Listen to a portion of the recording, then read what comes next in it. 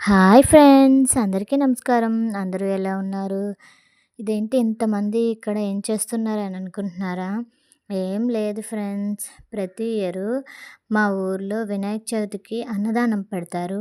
అన్నదానం పెట్టేటప్పుడు అందరూ ఉండి కలిసి సాయం చేస్తేనే కదా ప్రతి పని అవుతుంది.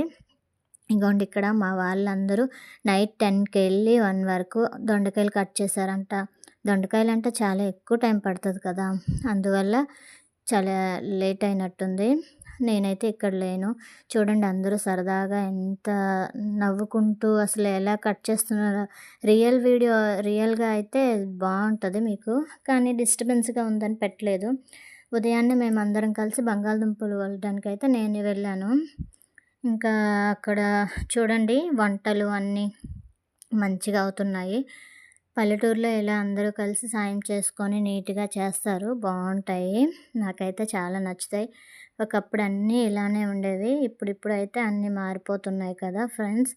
Okay friends, bye. సపోర్ట్ చేయండి.